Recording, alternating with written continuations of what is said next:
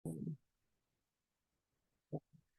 evening again. Welcome to our Friday night prayer and meditation.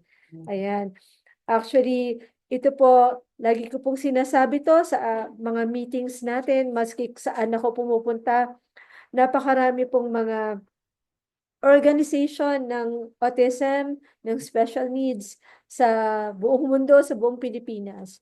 Ano po ang pagkakaiba natin? Tayo po ay nag-a-advocate, tayo po ay naniniwala na kailangan ang science at ang faith ay pinagsasama natin. Dapat hindi lang puro science ang approach natin sa mga anak natin, kundi dapat may pananampalataya po sa Diyos. Ayan. So, ngayong gabi po, we have a very interesting topic. Ayan. So, let me just share my, dali lang po wait lang po. Ang aking, let me share my, ayan. So, napakaganda po ng ating topic for tonight. Actually, this was my devotion. Kailan ba? May 20. Kailan ba yung May 20?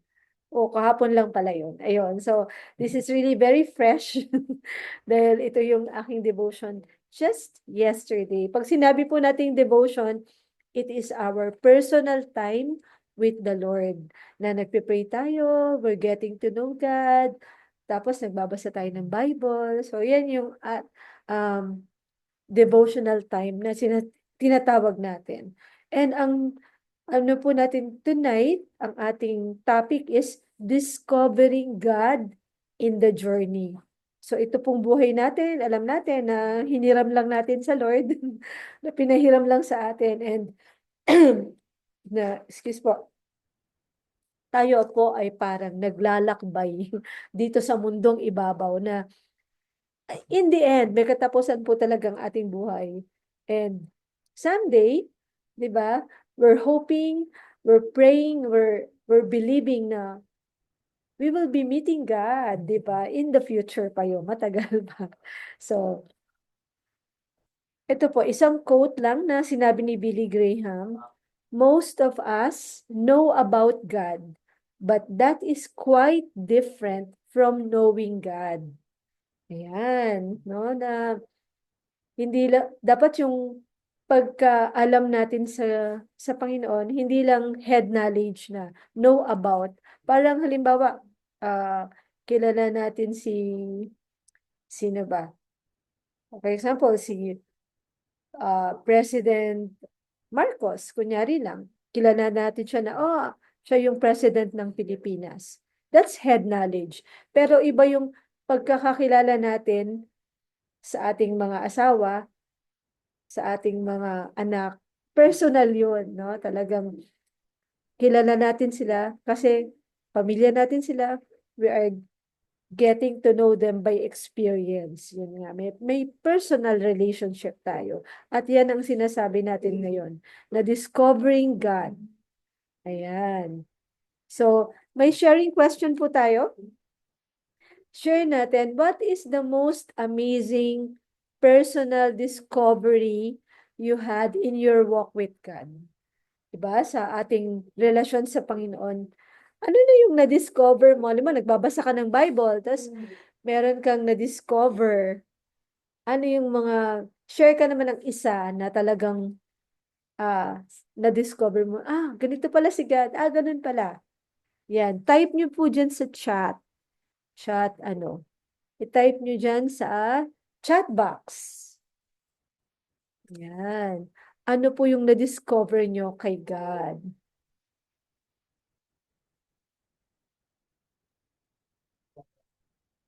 Okay. Sige po. Isasama po natin yan sa prayer, Mami Tin. Okay. You can chat it. Ayun, sabi ni Mami Wina, God is my loving ally. O, di ba? Ali.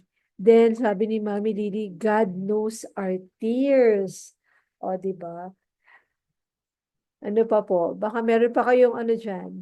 O sabi ni Mami Net, that God puts me into challenging circumstance to test how I would respond to it. Yan yung mga discovery natin kay God. Ako yung personal discovery ko, yung nagbabasa ako ng Genesis din. Sabi dun sa Genesis, nung nagkasala na si Eva at Adan, no, yung ating pinaka-ninuno natin, si Adam and Eve. Tapos, nahiya sila kasi na-found out nila nung kumain sila ng fruit of the knowledge of good and evil. Bigla silang nahiya kasi nakahubad sila. Tapos, ang ginawa ni God, nagtahi siya ng damit para sa kanila. Sabi ko, wow, si God pala ang first na mananahi. Oh, di ba? Yun yung na-discover ko. Siya pala yung first na tailor. Ayun. Oh, sabi ni Mami Mila, God moves in different ways. Oh, di ba? So, share nyo lang dyan. So, we will go to the next. Then, let's go to our ang tawag nito, Bible reading. Ang Bible reading natin medyo mataas-taas. Psalm 78 verse 7 to 24. Ayan. So, ganito, dahil medyo mataas-taas ito, Mami Lily, mag-alternate tayo per slides. So, ikaw muna to, tapos ako yung next slide, tapos ikaw ulit sa next slide, ako ulit sa next slide, so ganun. Sige po. Okay, sige, ikaw mauna nito. Okay. Psalms 78, 7:24. So each generation should set its hope anew on God, not forgetting His glorious miracles and obeying His commands.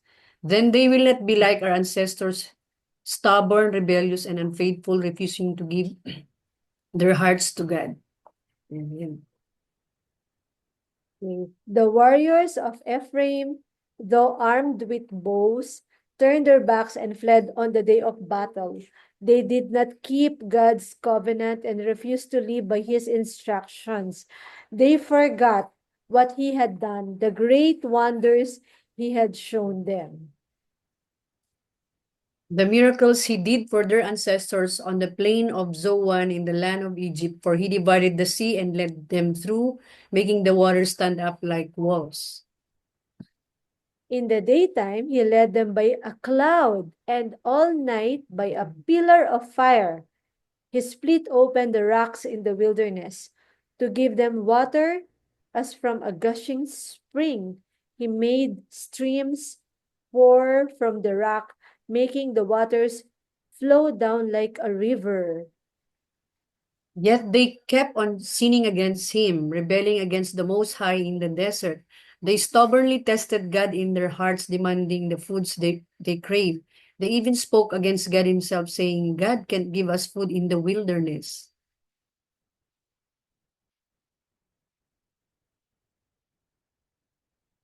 Nakamute ka, Mami. Yes, he can strike a rock so water gushes out, but he can't give his people bread and meat. When the Lord heard them, he was furious. The fire of his wrath burned against Jacob. Yes, his anger rose against Israel, for they did not believe God or trust him to care for them. But he commanded the skies to open. He opened the doors of heaven. He rained down manna for them to eat. He gave them bread from heaven. They ate the foods of angels. God gave them all they could hold. Amen. Ayan. Yan. So, pinutol ko na lang muna dyan yung Bible reading kasi mahaba talaga yung Psalm 78. If you have time, you can read that at home. Ayan. So, let's go to our meditation.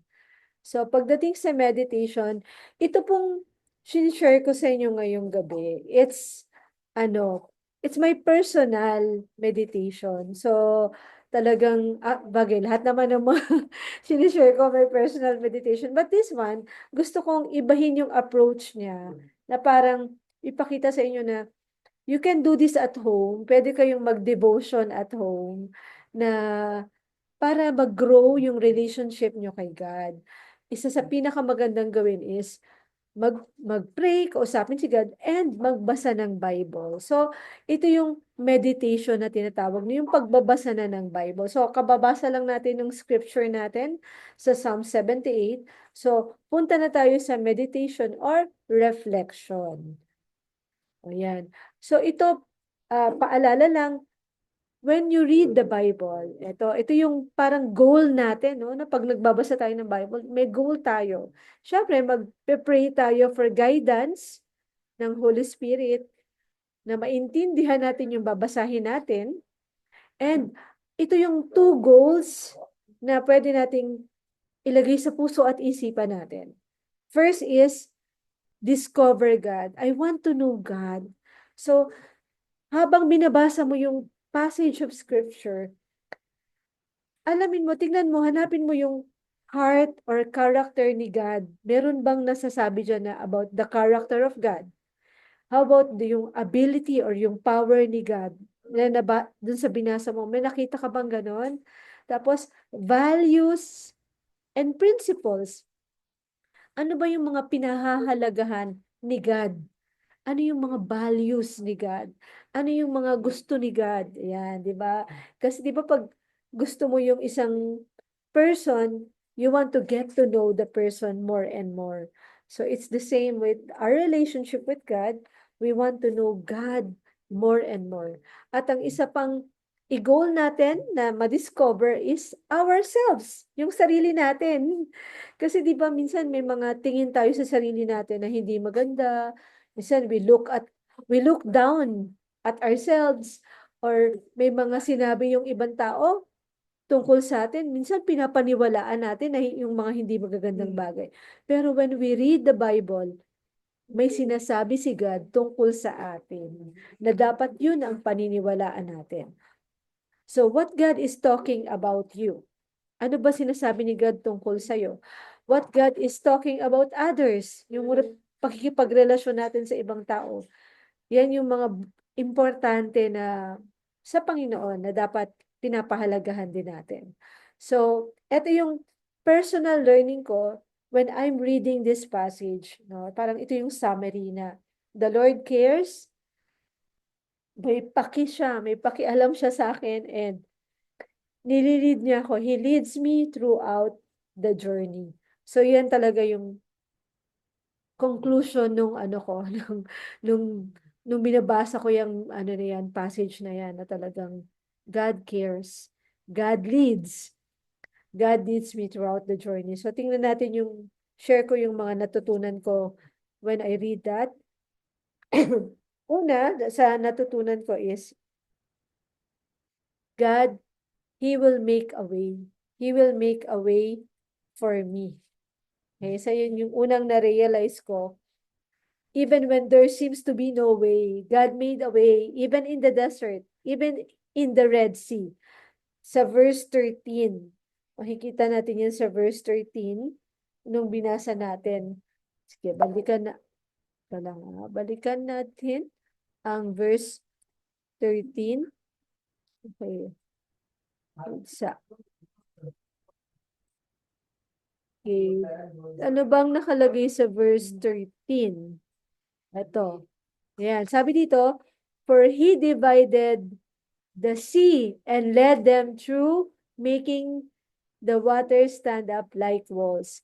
Alam niyo po, itong ano natin, passage of scripture natin, ito ay tungkol kay Moses.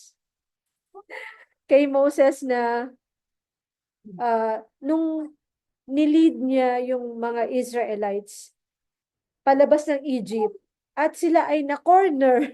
Na-corner na sila dun sa Red Sea, at nasa likuran nila ang mga tauhan ni Pharaoh, ibabalik sila sa Egypt. Pero gusto na nilang maging free, at gusto nilang i-follow yung kung saan yung leading ng Lord. 'Di ba? So, minsan 'di ba ganyan, sa punto ng life natin, meron tayong sitwasyon na parang Ang tawag doon, checkmate. Ganun, checkmate, na hindi mo na alam yung gagawin mo, parang pag pumunta ka sa kanan, wala ding mangyari. Pag pumunta ka sa kaliwa, parang wala ding mangyari, parang walang kasiguraduhan yung mga bagay. Tapos pagharap mo naman, parang dead wall. Parang ganun yung yung naranasan ng mga Israelites, yung mga Jews, yung nila Moses, na parang saan tayo pupunta? And hindi nila na-realize na may daanan pala sa harap nila. Eh kasi yung nasa harap nila is Red Sea, di ba? Pero kaya palang gumawa ni God ng daan dun sa dagat. Oh, di ba? Akala mo walang daan, pero may daan pala. Oh, sabi ni Mami Lily dito, sabi ni Mami Lot, God is my strength. Oh, amen. Sabi ni Mami Lily, yes, God always makes a way beyond our comprehensions. That's where miracles come to play. Totoo po yan. Minsan, di ba, parang ang imposibleng makahanap ng, halimbawa, makahanap ng ganito. Naghahanap ka ng, for example, naghahanap ka ng milagro para sa sitwasyon mo, para sa anak mo, o para sa property mo. Naalala ko po dati nung nandun pa kami sa Pampanga at yung asawa ko nagtatrabaho sa Makati. Parang everyday pinagpipray ko yata na, Lord, gusto ko, kasi 2 days lang siyang nasa bahay namin eh. Parang Monday to, parang 5 days, Wednesday to Sunday, wala siya sa bahay kasi nagtatrabaho siya sa Manila. So sobrang hirap na hirap ako sa anak ko, hindi ko na alam gagawin ko, parang gusto ko nang tumambling. Sabi ko, sana nun, nandito lagi everyday yung asawa ko kasi magkakasama na lang kami. Kasi ang hirap-hirap talaga, ang hirap ng may anak na may autism, ganyan-ganyan, ano. And true enough, the Lord answered that prayer. O ngayon, magkakasama na kami palagi. Magkakasama na kami araw-araw. Yun yun. So, ang tanong ko sa iyo ngayon is, what do you want God to do for you?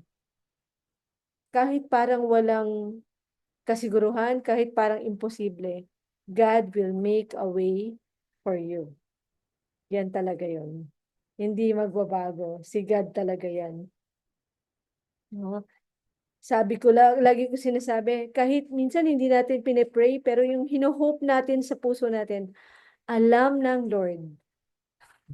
As in, alam yan ni God, and He will grant it, especially kung may relationship tayo kay God. Let me share again. Ayan. So, second na natutunan ko po dito sa habang binabasa ko na to, itong passage na to is, He will provide all my needs. No, lahat ng mga pangangailangan natin, pangangailangan mo, pangangailangan ko, He will provide for us. He will provide not just the material things, but the comfort that I need to continue on the journey. Ipoprovide po yan ng Lord. Sa verse 13 and 14, ito lang anuhin natin. Basahin ulit natin yung verse 13 and 14. Sabi dito sa verse 13, for He divided the sea and led them through, making the water stand up like walls. So, imagine nyo, tumawid sila sa dagat, yung dagat nahati, so parang may wall dyan, wall ng dagat sa magkabila. Tapos, hindi lang yon, sabi dito, sa 14, in the daytime, He led them by a cloud. Imagine nyo, pag lumalakad sila, pag araw, may landong sila, may lilim sila, hindi sila naiinitan sa araw. And all night, by a pillar of fire. So sa gabi naman, meron namang pillar of fire. So may liwanag sila. 'Di ba? 'Di ba ang galing noon? Ako nung mini-meditate ko doon, talagang sabi ko, ay ang sweet. God is so sweet. Lord, ang sweet mo. Natuwa ako sa'yo. Yung mga ganun, di ba? You can really talk to God like a friend. Sabi ko, ang galing nito na you have provided protection, comfort, pinoprovide mo yung um, protection, comfort sa kanila. Yung light, kailangan nila ng light sa gabi. Binigay mo, may pillar of light. Naalala ko tuloy po yung um, kasi 'di ba, I'm already doing lots of support group meetings sa iba't ibang eskwelahan dito sa Cebu and nahirapan talaga akong mag-commute. Sobrang hirap na hirap ako mag-commute. Kasama ko pa si Rafael. Di ba? Imagine mo, kasama mo si Rafael, tapos commute ka. Tapos meron akong isang beses may pinuntahan ako na sobrang layo niya. At alam niyo kung ilang beses ako nagpasalin-salin para lang makarating dun sa eskwelahan na yon.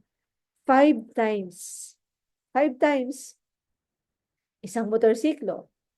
Pagkatapos ng motorsiklo, isang bus. Tapos ng isang bus, another bus ulit. Tapos ng isang another bus, ano naman, ano tawag nito? Jeep naman. Para lang makarating dun sa, ano, sa school na yon. Tapos sobrang, pag-uwi ko ng bahay, sobrang pagod na pagod na pagod. Grabe yung pagod ko. Na, Sabat, ano yun Friday yun. Tapos Sabado, di ba okay na Sabado. Pero ramdam na ramdam ko pa rin yung pagod ko. Hanggang dala ko yung pagod ko hanggang Friday. Tapos nung Friday, ay hanggang Sunday. Tapos nung Sunday, nag-attend ako ng church. Pagpasok ko pa sa church, nung kumanta na yung praise and worship, wala na akong ginawa kundi umiyak. Umiyak ng umiyak. Pero mo praise and worship, iyak. Hanggang teaching of the word, hanggang offering lahat, hanggang matapos na ako na lang yung tao doon yata. Nag-uwian na, umiiyak pa rin ako. Talagang grabe yung iyak ko kasi grabe yung pagod ko. Talagang umiiyak ako kay God. God, sabi ko, I really need a car. Kailangan ko talaga ng car. Sabi ko, hindi ko magagawa yung ginagawa ko kung wala akong sasakyan. Nahihirapan talaga ako. Nag-aasa ko kay God ng gano'n. Sobrang iyak ako naalala ko talaga grabe yung iyak ko nun. And God made a way. God provided a car for me. 'Di ba? So, kung ano yung ano niya, ask and you will receive, seek and you will find, knock and the door will be open to you. Whatever yung hingin natin kay God, ibibigay niya sa atin. He will provide for us. Eh yung mga Israel nga, nauhaw sila, uhaw. Anong ginawa ni God? Sabi ni God kay Moses, paluin mo yung bato. And then after nung mapalulo yung bato, ni-strike niya yung bato, lumabas yung water. O, di ba? God will always make a way. God will always provide for us. Sabi ni Mami Chang, Amen. God always provides all our needs for His glory. It may not be the way we expect or think, but according to God's perfect ways. Totoo po yan. Walang hindi ibibigay si God. Imagine niyo na lang, kayo, tayo, mga tatay, nanay, pag may hiningi yung anak natin, di ba binibigay natin agad? Pag humingi yan ng bread, nagutom na siya, gusto niya na kumain. Humingi yan ng ah, ano yung gusto niya. Di ba, anong ginagawa natin? Binibigay natin. Kasi anak natin yan, love natin siya. So, the same with our Father. Lalo na kung alam ng Lord, alam ni God na kailangan natin, I'm sure God will give it to us. Di ba? And then, at makakabuti sa atin, God will really give it to us. Okay. So, let me share again. Let's go. Yung share ko naman yung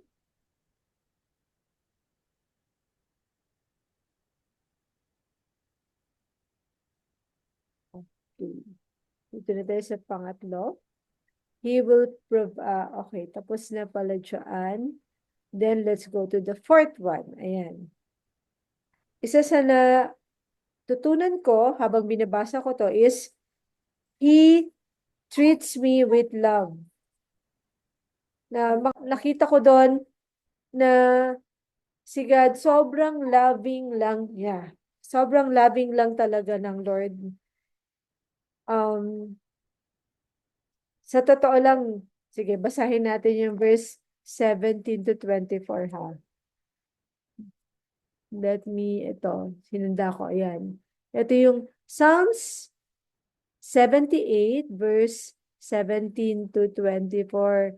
It talks about yung day dito, yun yung mga Israelites, yung mga Jews, yung mga kasamahan ni Moses. Sabi dito, yet they kept on sinning. Patuloy pa rin silang nagkakasala kay God. Sabi, sinning against Him, rebelling, nagre-rebelde against the Most High in the desert.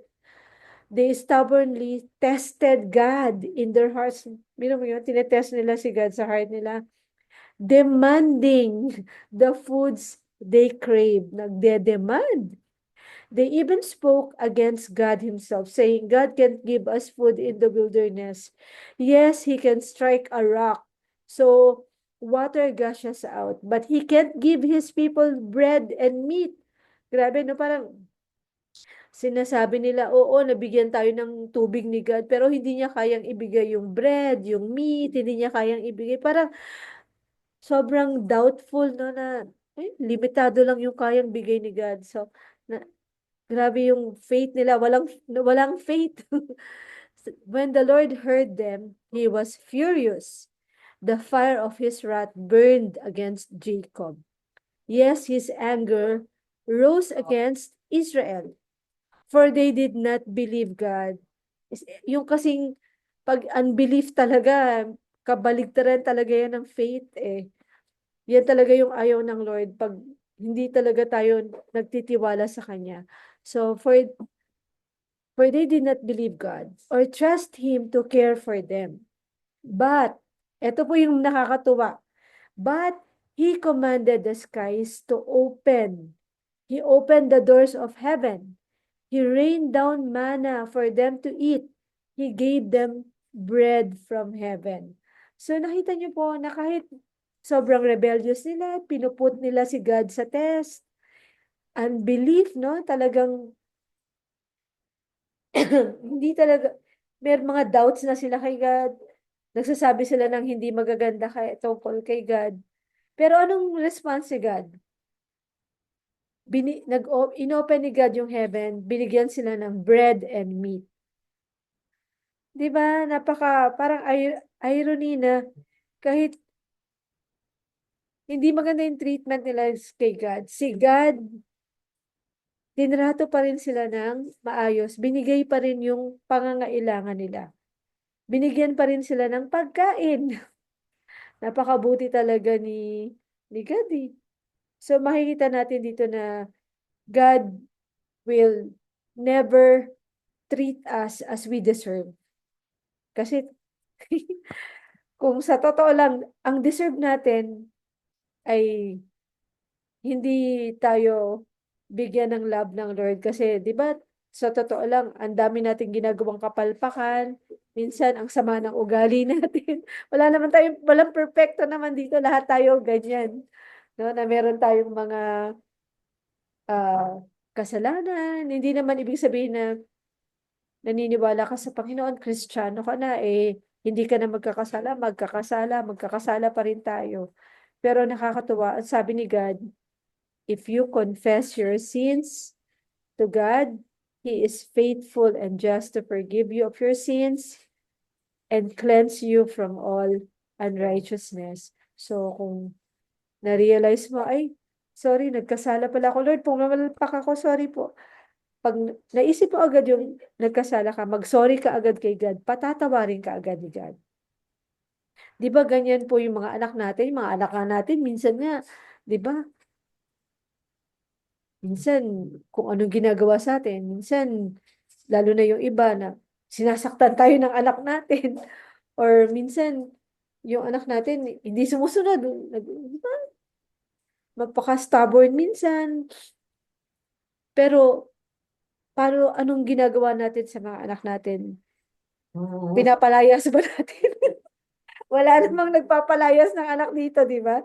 Minamahal pa rin natin, tinatanggap natin. Kung tayo, ganyan tayo sa anak natin, how much more the Lord. So, ito yung natutunan ko. God is so patient, He's so loving, He's forgiving, He's so kind. Ayan, dun sa scripture na binasa natin. So, ngayon naman po, meron po ba kayong gustong i-add? Gusto niyo pong mag-add dun sa ating learning? Dun sa binasa po nating scripture? Ano po yung personal na natutunan nyo diyan sa binasa nating scripture? Ano po yung sinasabi ng Lord sa inyo, pinaparamdam sa inyo ng Lord ngayong gabi? Pwede niyo pong i-chat dyan or pwede po kayo magsalita bago po tayo mag-pray. Sige po, huwag po kayong mahiya. Mami Net, ikaw na mauna. Yeah, I just want to share from my own experience how I did it, discovering God in my journey. In my journey, same as your journey. I have three. Sabi ko nga, to discover God in my journey, I have to cultivate a relationship through prayer, scripture study, and reflection on my experience, seeking guidance from God and others, and living a life of love and service. Number one is that natutunan ko talaga when I had mine, Pedrick, mas naging agresibo ako sa pagdarasal. That is number one. Make a regular part of my day, not just for request, but also for listening to God's voice and seeking His guidance. It's very important. Actually, we what we know about prayer is that we always ask and ask. But prayer is a communication, is a form of communication. So pag sinabing communication, it's either you talking or we listening. That's it. And it's better that we listen to His voice, to what God wants us uh, to know, because from then on, pag na-feel na natin kung anong gustong sabihin sa atin ng Panginoon, that's the time that we will request. Kasi naman si God, hindi naman natin kailangang i-verbalize what we want, what we want to request. Alam niya ang puso natin, even hindi tayo magsalita. Kaya nga, sabi nga nila, parang surgeon si God na nahahalukay niya yung ating puso. Di ba?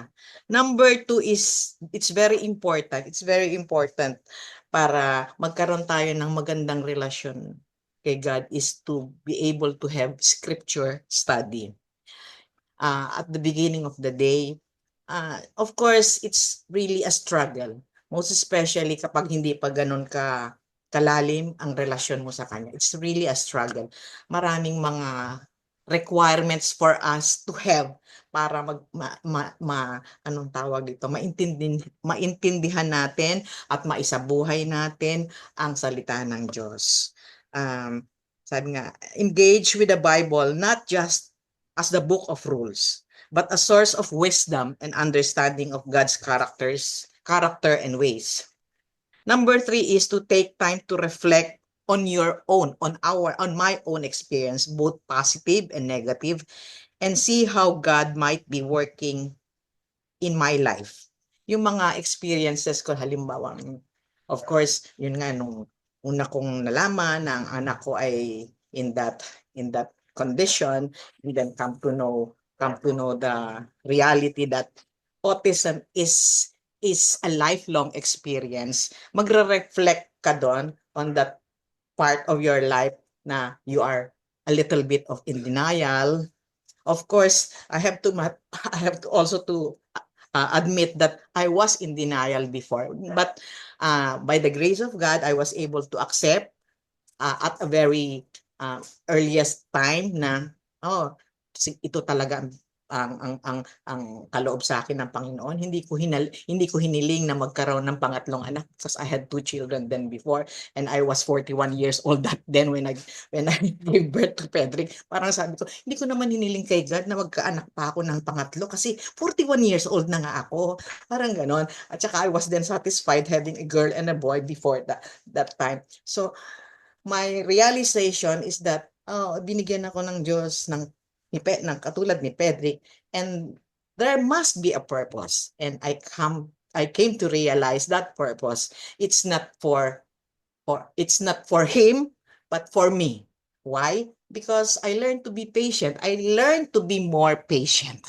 I learned to be resourceful. I learned to be diligent. Nag-aral-aral pa ako ng what is autism all about. I attend conferences. I exerted all efforts to be able to come up with the method of how to raise a child with autism.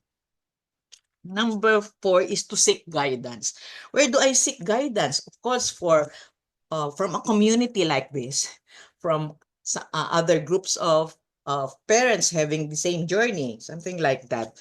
Do not be afraid to ask for advice from trusted friends, mentors, or spiritual leaders. That's what I did. Number 5 is to live a life of service. What's that? Focus on serving others and acting with love and compassion as these as these activities reflect God's character, 'di ba?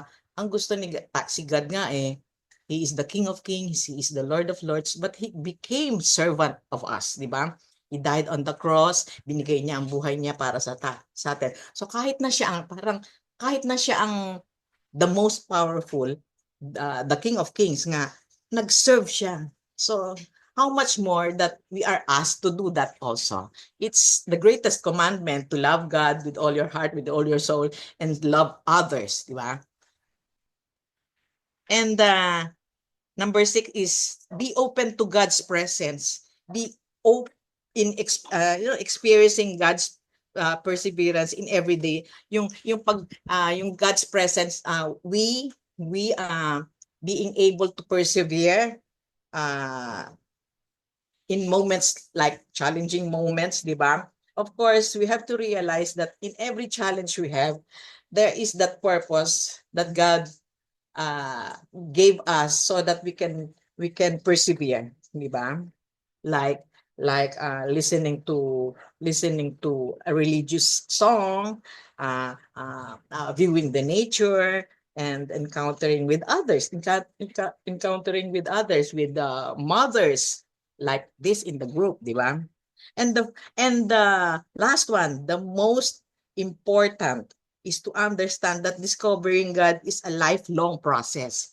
Lifelong process. Kasi kahit Christian ka na, even if you are a believer, a follower of Christ, parang day by day, sabi nga, madidiscover natin si God, ang karakter niya. Kaya nga, since it is a lifelong process, not a destination, we have to enjoy the journey of growing closer to Him. Amen. Ako, napakaganda naman na sinabi ni lahat ni Mami Net. Punong-puno talaga ng wisdom. O, di ba? Gusto ko makinig sa mga sinasabi ni Mami Net eh. Sa totoo lang. Hindi ako yun nagsasalita, ginamit lang ako. O, di ba? Di ba? Hindi ko naman kayang sabihin yon from my own knowledge at saka it's really the wisdom of God that gives me the power to say it, Totoo yan, totoo yan. Na talagang it's the wisdom of God. Yung, kasi di ba pag may relasyon ka kay God, God mismo yung magbibigay sa'yo ng wisdom, ng knowledge, lalo na sa journey na to. Kaya nga, sobrang blessed ng grupo natin kasi nga meron tayong ganito. Sa totoo lang, nung panahon namin, panahon ko kay Rafael, nung mga 4 years old siya, windang na windang ako noon. Wala akong malapitan. Di ba? Pero thank you, Lord, for now we have each other. O, di ba? Si God naman ang nag-create ng this kind of group. Alam niya na we cannot live alone. Tama. Kaya nga sabi nga God supplies everything. Correct, correct. And sabi ni Mami Mila dito, God's love is limitless. Oh. And then sabi naman ni Oppo, CH. Oppo yung pangalan niya. Yes, God, lagi siyang nandyan at hindi nang iiwan sa lahat ng oras. Si Daddy Leo pala to. Sabi niya kasi yung goodness ni God, tagos talaga sa buhay naming mag-ama. O, di ba? Ramdam na ramdam ko talaga yung love ni God. Amen. Ako din. Sabi ni Mami Lily, Amen. On point si Mami Net. I prayed to find a support group and God gave me this group. O, di ba? Napakalaking answered prayer po talaga tayo sa maraming mga mami, mga daddy, sa totoo lang. O, di ba? Natutuwa nga ako kay Mami Tess kasi sabi ni Mami Tess na nandito ngayon sa ating grupo nung umattend siya dati, nung pandemic pa daw, pero lagi siyang, nasa group chat siya, lagi niyang tinitingnan yung mga sinesend-send natin dyan. Pero ngayon, bumalik siya para mag-join ulit sa prayer natin. O, di ba? May mga ganun kasi. So, at meron din tayong mga parents na, kaya ko nga nire-record to hindi kasi sila available, pero they listen talaga sa atin. Ayun. So, ngayon po, we'll spend time naman po in prayer. Magpe-pray po tayo. Okay. So, first na ipagpe-pray natin, syempre, ang ating awesome kids, ang ating awesome children. Let's go now to prayer. Ayan. Let's pray una sa ating awesome kids. Nandito ba si Mami Kathy? Mami Kathy, are you here? Can you lead us in praying for our kids? Nandito ba si Mami Kathy? Mami Kathy! Ayan, nandyan. Medyo okay ra akong signal. Yeah. Kasi maputol-putol. Sige, sige. Adi. Did you join? Yeah, yun. Adam. Nag-off cam lang ako kasi medyo Oh, no worries. Just lead us in prayer. Adam, our internet is very slow. Okay. On cam. Adam, mag-on cam ka. Mag-on cam ka dyan. Very slow yung internet. Kasi naka-data lang ako. Sige, let's pray for our kids. Father God, we praise you, we give thanks to you, we honor you, Lord, and we worship you tonight, O Lord God. Lord, we praise you, Lord God, because you give us the greatest gift, Lord God. You give us the greatest gift, which is salvation, Lord God, and you give us our greatest treasure, Lord, our awesome kids, O Lord God. Thank you, Lord Jesus, for being with us in our journey, Lord God. Lord God, we believe that no journey is taken alone. Thank you so much, Lord, for being with us, O Lord God, for guiding us, for uh, giving us supply, Lord God, provisions, Lord. Lord, we pray, Lord, and I lift up to you, O Lord God, our children with autism, our awesome kids, O Lord God. We pray, Lord God, for their protection, Lord. We pray for their safety and good health, Lord God, especially during these times of the year, Lord God. Especially summer ngayon, Lord, nauso yung mga sakit, Lord God, nauso ang cough and colds, fever, Lord God, dengue, HFMD, Lord, we bind all of those sickness, O Lord God, and disease, Lord. Kids, Lord God, who have illnesses, Lord God, we pray, Lord, that by your stripes and by your wounds, they are healed. We declare healing, Lord God, upon their body, Lord. You will touch them from the soles of their feet, oh Lord God. We pray and we declare healing, Lord God. Thank you so much, Lord Jesus, that you touch them, oh Lord God. Lord, we pray also, Lord, for the kids, Lord God, who are having difficulty in sleeping, who are having seizures, Lord God, who are having, Lord God,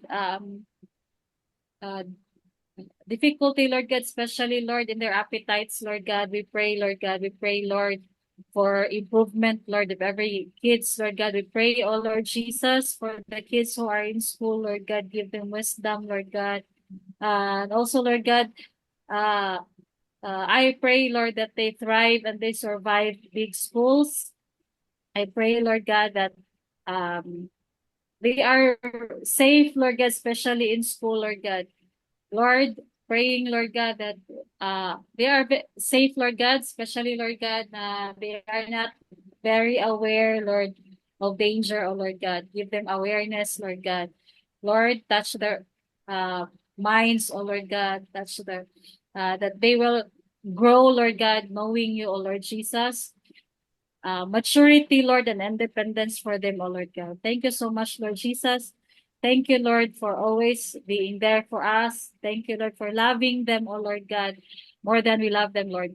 Lord, we are bringing these kids, Lord God, near to you, Lord, closer to you, O Lord God. Thank you, Lord Jesus. This we ask in your mighty name. Amen and amen. Amen. Let's pray for these kids. Si Winter Kyle Bastida, si Dean Jacob Monisit, and si Zipper Gray Cobillas kasi may mga nagkasakit sila. Also, si Gaven, yung isa sa kids sa ating chat group, no, na dinala nila sa hospital kasi hindi rin kumakain, hindi nakakakain. So, ipag-pray natin sila tong mga pangalan ng mga batang ito, itong mga ito, pag-pray natin. Let's pray. Lord God, we also want to lift up to you in prayer itong mga batang to, sila Winter Kyle Bastida, si Dayan Jacob Monisit, si Zyper Gray Cobillas, at si Gaven, Panginoon, na nasa hospital. Lord, hipuin niyo po sila from the top of their head to the sole of their feet. Lord, let them feel your comfort in their bodies right now. Remove every pain. Kung may mga nararamdaman silang sakit sa kanilang mga katawan, tanggalin niyo po yan, Panginoon. And we pray for restoration, recovery of their bodies, Lord God. Thank you that, Lord, by your stripes and wounds, they are healed. We can ask this prayer, Lord God, and thank you na when we ask, you listen and you will give it to us. So maraming salamat po sa kagalingan ng mga batang ito. In Jesus' name, amen. Ayan. Okay, let's pray naman po for the parents. Siguro, Mami Net, ikaw na po yung mag-lead sa mga parents. Pray niyo po yung mga parents. Okay, okay. Heavenly Father, we praise you. We glorify your name. We thank you for all your creations, for creating our kids whom you've created for a purpose. Amen. Thank you for your plans that we believe we will prosper from them. We will not get harm from them. Instead, they will give us hope and glorious future. Thank you for trusting us to be the parents of our children. Teach us your ways, your paths, O Lord. Lead us in your truth and teach us. For you are God, our Savior, and we put our hope in you. Help us to always place our faith and confidence in your wisdom and plan, even if we don't fully understand our circumstances. As we acknowledge you in all your ways, we ask you to dwell in us, making you a part of our daily lives. We seek your presence and guidance in our everyday decision and actions. Dwell in us, Holy Spirit, as we regularly pray from now on, not just for request, but also for listening to your voice, seeking and embracing your presence. Help us to engage with the Bible, not just a book of rules, but a source of wisdom and understanding of your character and ways. Make us live a life of service, focusing on serving others and acting with love and compassion, as these actions reflect your character. Help us always persevere in all circumstances, especially in difficult situations while taking care of our children. This we all ask in the mighty name of your Son, Jesus, who lives and reigns with you with the Holy Spirit, one God, forever and ever. Amen. Amen. Thank you for that prayer.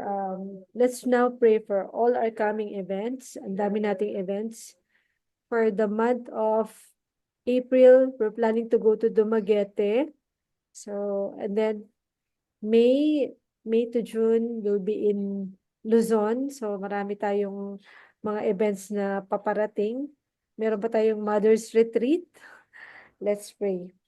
Father God, maraming salamat po sa lahat ng open doors na binibigay mo sa amin. Talagang mahal na mahal mo po ang mga pamilya ng may mga special needs na anak. At talagang patuloy na nire-reach out mo po sa kanila. Father God, we pray na kung saan mo man po kami dadalhin, kung saan man po kami magkakaroon ng mga meetings, support group meetings, mga play group, dalangin namin, Panginoon, na samahan nyo kami, ang presensya nyo ay mapasa amin, ang provisions, Panginoon, kailangan po namin ng mga financial provisions para po masakatuparan po lahat ng mga plan po namin. Hindi lang po yun, we pray for protection, Panginoon, traveling mercy para sa amin, Lord God. At sa mga lahat ng mga imbitahan namin, Lord, salamat po for your protection, hedge of protection for our kids, for all those who are involved, for all those who will come, Panginoon. And Lord, maraming salamat, Panginoon, na yung mga wino-workout namin, na mga places, mga venues, na kinakausap namin para talagang ma-approve po, magkaroon po kami ng mga free venues sa aming mga meetings, Lord. Give us favor upon favor, Panginoon. And continue to connect people to us who will believe, Lord God, who will believe in what we're doing. Give us ministry partners who will really partner with us sa aming mga ginagawa. And Lord, ngayon pong gabi, tinataas ko po sa inyo lahat ng nandito sa Zoom meeting na ito, especially for all who are in this meeting and joining in this prayer, kasi alam ko may mga magjo-join pa sa video later on. Lord, I pray, sino man na nakikinig ng aking prayer ngayon at nagjo-join, I pray for special blessings upon all of us, oh God. Sabi mo nga sa salita mo, Lord, no eyes has seen, no mind has conceived, no ears has heard what you have prepared for those who love you. And Lord, nakita mo naman yung heart namin, ng bawat isa sa amin dito. We're really making an effort to join this prayer. Nakikita mo yan, alam ko, i-honor mo po ang aming mga efforts at aming desire. Kagustuhan namin na makilala ka palalo. Salamat for a special blessings for each of our families here joining in this prayer, oh God, for a special blessings for our kids who are joining in this prayer. At sa mga ibibigay mo sa aming mga partners po, Panginoon. We give you all the praise and the glory and the honor. In Jesus' name we pray. Amen and amen. Ayan, alam nyo na, it's time to open the video kasi magpipicture tayo, souvenir photo tayo ngayon. Hi! Hi, Daniel. Ayan. Okay. So, sige, magpaganda-ganda muna tayo. Ready na ba ang lahat? Pa-smile. Smile tayo. Ayun, lumabas may PC, sila Mami Lynn. Hello, hi. Di ba? Okay, 1, 2. Ayun. Isa pa po. Yung medyo waki naman. Rafa, you want to join the picture? Kami, dali. Magpipicture tayo kasama nila. Come on. Dito, sit down. Mag-picture tayo. Ako, ang laki na nito. Teka lang. Okay. Okay. Smile naman. Yung ganyan yung smile mo. Smile. 1, 2, 3. Ayun. So, God bless everyone. Thank you for joining tonight. See you ulit next Friday. God bless. Bye, everyone.